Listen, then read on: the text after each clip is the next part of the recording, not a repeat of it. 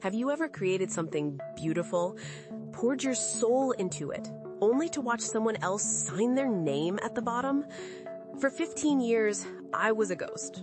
I was the silent architect of a life that wasn't mine, the celebrated designer of buildings that bore my husband's name. The world saw our perfect marriage, his brilliant career, our beautiful home. They didn't see the woman who designed all of it, fading into the blueprints, erased by the shadow of the man she was supposed to be building a life with. They just saw him. That haunting feeling of being invisible, even when you are the very foundation of success. Welcome to Unbroken Women. I'm your host, Susan Bentley.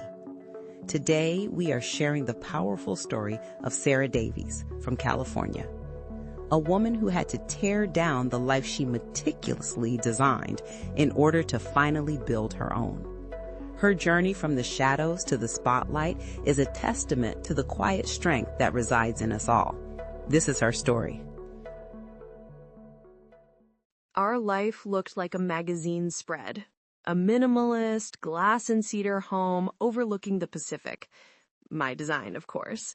2 bright, wonderful children. And my husband, Mark, the charismatic face of Davies Architecture, a firm that was rapidly becoming the gold standard in modern design. My official title was consultant, a vague term that allowed me to work from my home studio, drafting, conceptualizing, and solving the complex structural puzzles that Mark would then present to clients as his own. It was our arrangement, a seamless partnership we'd agreed on years ago. You're the genius, I'm the face, he'd say with a charming smile. Together, we're unstoppable. I believed him. I told myself it was practical. It allowed me to be there for the kids, to manage the household, to create without the pressure of client meetings and networking. I loved the purity of the work. Just me, the drafting table, and the quiet hum of the computer. From the outside, we were the perfect team, the perfect family. I would attend firm galas on his arm, smiling politely as people praised his vision, his innovation, and I would nod, accepting the compliment on his behalf, because, in a way, it felt like it was for me, too. It was a comfortable lie, a gilded cage I had helped to build. The lie, however, had a physical weight. It started as a low hum of resentment I couldn't quite place, a quiet tension behind my eyes.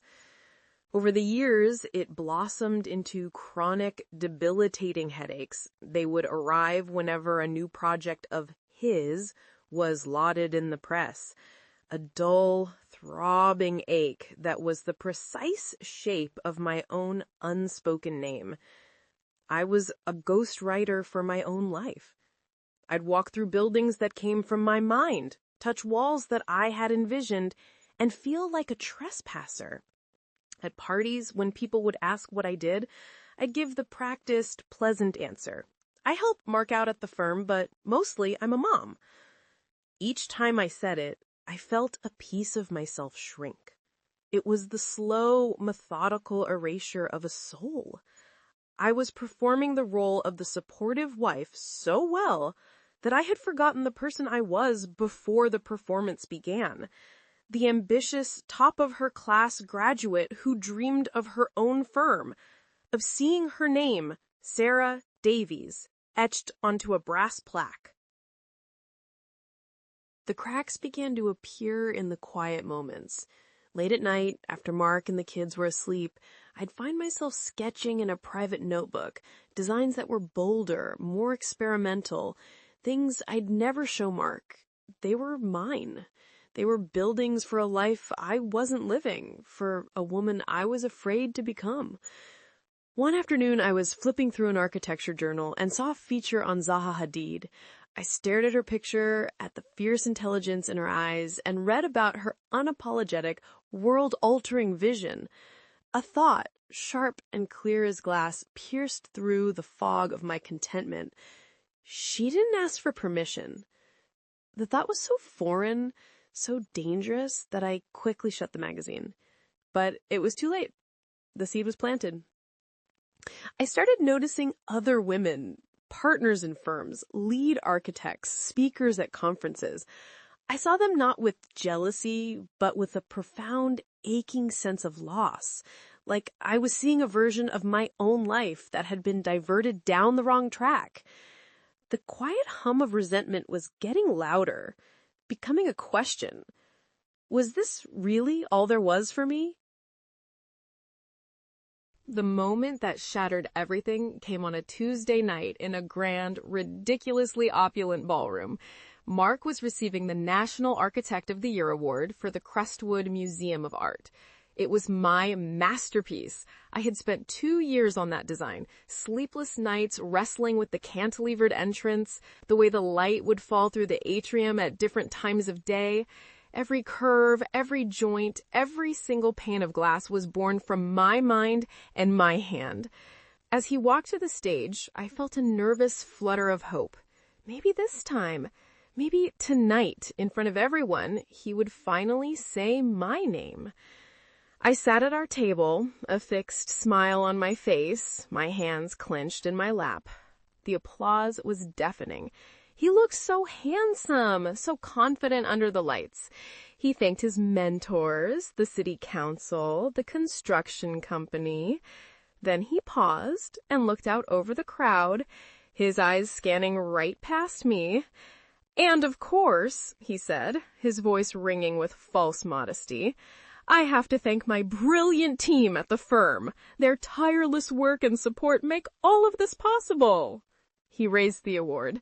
The room erupted. Flash bulbs went off like tiny explosions. And in that blinding white light, I became completely and utterly invisible. It wasn't just that he didn't thank me. It was that he had lumped me in with an anonymous, faceless team. I, who had bled for that design, was no more significant than the intern who fetched his coffee.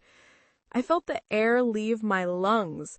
The applause sounded like rushing water in my ears, and I had this sudden, terrifying sensation that I was drowning. In the car on the way home, the heavy glass awards sitting between us on the leather seat, I was silent. Mark was buzzing, high on the adrenaline of his win. He talked about new clients, about the firm expanding. I just stared out the window, watching the city lights blur into streaks. My mind was racing, trying to build a case for him, trying to repair the crack in my world. He was on stage. He was nervous. He didn't want to complicate the narrative. It's better for the brand this way. The justifications felt flimsy, pathetic. But the alternative was terrifying.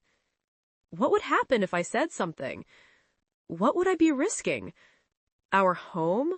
Our children's stability? The entire life we had built on this carefully constructed lie? The fear was a physical thing, a cold knot in my stomach. I was afraid of his anger, but I was even more afraid of his disappointment. I was afraid of being called ungrateful, difficult, a bad wife. For 15 years, my entire identity had been wrapped up in being the supportive partner, the unseen pillar of his success. To challenge that was to challenge my very existence. So when we got home, I put on a smile, told him how proud I was, and watched him place my award on the mantelpiece. That night, I lay awake, the headache a raging storm behind my eyes, paralyzed by the chasm between what was real and what I was pretending was real. It took me 2 days to find the courage. I found him in his home office, sketching at his desk. I closed the door quietly behind me. My heart was hammering against my ribs. "Mark," I started, my voice trembling slightly. "We need to talk about the other night, about the award." He didn't look up. "What about it? Incredible, wasn't it?" I took a breath. "It hurt me that you didn't mention me, that you didn't acknowledge my work on the museum." He finally put his pen down and swiveled in his chair to face me. His expression wasn't angry. It was worse. It was weary, condescending. He let out a small, tired sigh. Sarah, really? We're a team. A win for me is a win for us. Don't be jealous. It's not a good look. Jealous. The word hit me like a physical blow. It was so dismissive, so utterly blind to the sacrifice I had made. In that single moment, the entire fantasy of our partnership crumbled into dust. He didn't see me as a partner. He saw me as an employee, an accessory. The fight I had been preparing for simply vanished. There was nothing left to fight for. I just stood there, looking at the man I had built my life around, and realized I didn't know him at all. And he had never, not once, truly seen me. I didn't cry. I didn't scream. A strange, cold calm washed over me. It was the calm of absolute certainty. It was over. That night, I didn't sleep. I sat in my silent studio, the moonlight tracing the lines of blueprints on my desk. The rage and the hurt had burned away, leaving behind something hard and clear. Resolve. This wasn't about revenge. It wasn't even about anger anymore. It was about survival. I couldn't spend another decade of my life as a ghost. The decision wasn't loud or dramatic. It was a quiet, internal click, like a lock disengaging. I decided to reclaim my work, my name, my life. I knew the price would be immense. It would mean detonating my family, my financial security, my entire world. It felt like a profound betrayal of the vows I had made, of the woman everyone thought I was. But the bigger betrayal, I now realized, was the one I had been committing against myself for 15 years. In the cool, pre-dawn light, I made a silent promise to the ambitious young woman I used to be. I was going to get her back. My rebellion started not with a bang, but with a double click. After Mark left for the office, I went to my computer and created a new folder on a hidden drive. I named it Sarah Davies Portfolio. For hours, I sifted through years of archived files, pulling out my original concept sketches, my detailed construction drawings, my 3D renderings for every major project the firm had ever won. I stripped away the Davies architecture title blocks, and in their place, I typed my own name. Seeing it there in clean black letters above my work sent a jolt through me, a cocktail of pure terror and intoxicating freedom. That night, I found a job posting online, senior design architect at a prestigious independent firm, one I had admired for years. My hands were shaking so badly I could barely type. I drafted a cover letter, attached my newly created portfolio, and stared at the submit button for a full 10 minutes. My heart was pounding. This was it. This was the point of no return. I closed my eyes, took a deep breath, and clicked. I started acting differently, and Mark noticed immediately. I was quieter, more distant. I stopped offering opinions on his work. I spent more time locked in my studio. The shift in our dynamic unsettled him, and the manipulation began. It was subtle at first. He'd come into my studio, wrap his arms around me from behind, and murmur things like, "What's going on with you? We feel so disconnected. We're a team, Sarah. We have to stick together." When I started dressing for interviews, telling him I was meeting an old friend, his questions became more pointed, tinged with suspicion. "You seem to be having a lot of lunches lately. Is everything okay? You know the kids need you in the afternoons." He never raised his voice. He was a master of the quiet guilt trip, the concerned tone that was actually an accusation.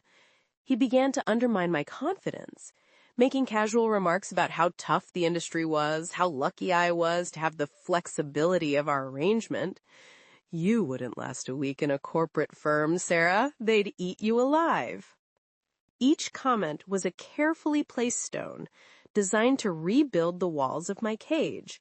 He was trying to make me doubt myself, to make me believe that the safe, invisible world he provided was the only one I could possibly survive in. It was a quiet, insidious form of warfare, and I was his sole enemy. His words burrowed deep, tapping into every fear I already had. The nights were the worst. I'd lie awake, staring at the ceiling, remind a battlefield. A voice, sounding suspiciously like his, would whisper, "What are you doing? You're throwing away a beautiful life. You're destroying your family over a bruised ego."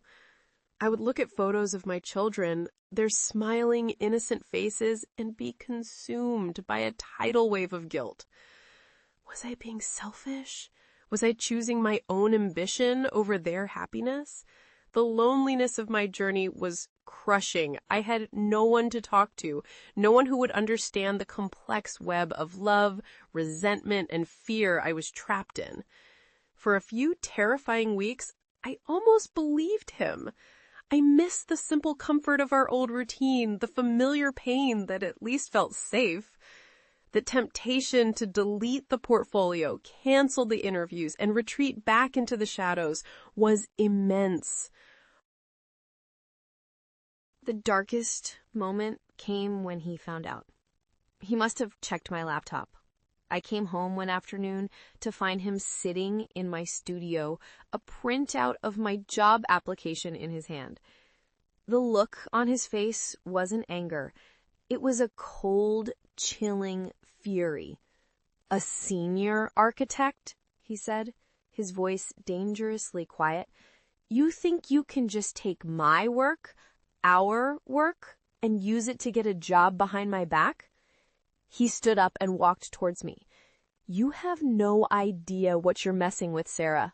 You do this, and I will make sure you never work in this state again. I will tell everyone you're unstable.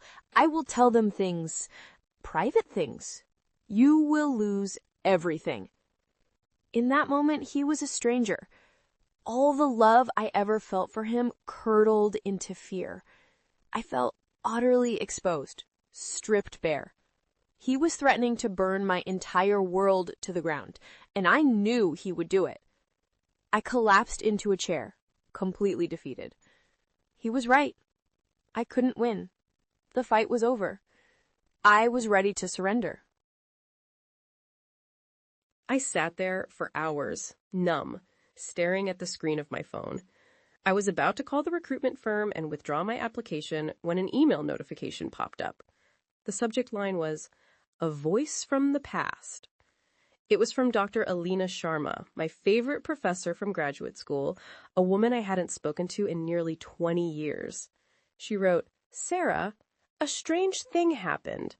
I was judging a student competition and saw a design with a particular flair for integrating natural light that was so distinct, so uniquely yours. It reminded me of your final thesis project. I looked you up and realized you're with Davies Architecture. I just wanted to say your signature is unmistakable and as brilliant as ever. If you ever need a reference, please don't hesitate to ask." Reading those words, I started to cry. It wasn't a cry of sadness, but of overwhelming relief. Someone saw me. Someone recognized my work, my soul, my signature, even after all these years. It was the external validation I so desperately needed. It was proof that my talent was real, that it was mine, and that Mark hadn't managed to erase it completely. That email was the armor I needed. The next day, I didn't withdraw my application. Instead, I called a lawyer specializing in intellectual property. I sat in her office, my portfolio spread out on the table, and for the first time, I told the whole story. Hearing a legal professional validate my ownership of the work was empowering. Armed with that knowledge, I walked into my next interview a different woman. I was no longer apologetic or hesitant. When they asked about my role in the Crestwood Museum project, I looked them straight in the eye and said, "I was the lead designer from conception to construction. Let me walk you through my process." And I did. I spoke with a passion and authority that had been dormant for 15 years. I set boundaries with Mark, communicating only through lawyers. I found a small apartment, and on the weekends the kids were with him, I rediscovered myself. I visited museums. I sketched in parks. I drank coffee alone in cafes. I was slowly, painfully, but deliberately rebuilding Sarah Davies from the ground up. 3 weeks later, I got the call. I had the job. The first day I walked into my new office, I saw a plaque on the door. Sarah Davies, Senior Design Architect. I ran my fingers over the letters of my own name, and for the first time in years, I felt whole. The headaches were gone. In their place was a quiet, steady confidence I had never known. I didn't need to be loud or aggressive. I was simply present, my ideas valued, my voice heard. My victory wasn't just the job or the awards that would later come under my own name. It was the internal liberation. It was the simple, profound peace of no longer having to pretend. I was no longer a ghost. I was the architect. If I could speak to that woman I was, the one smiling politely in the shadow of her husband, I would tell her this: I see you. I know you think you are keeping the peace, but you are sacrificing your own. Your silence is a weight that will one day crush you. Your genius demands its own name. It's scary, I know, but the greatest collaboration you will ever have is not with someone else's ego, but with your own truth. You are the foundation. Don't let anyone else build their legacy on top of you. The architect of her own life. Thank you, Sarah Davies, for sharing your incredible story of reclamation. So many of us can feel invisible, and your journey is a powerful reminder to claim our own space and our own name. What part of Sarah's story resonated with you? Let us know in the comments below. Please like and subscribe to Unbroken Women for more stories of incredible resilience. And click here to watch another story that we know you'll love.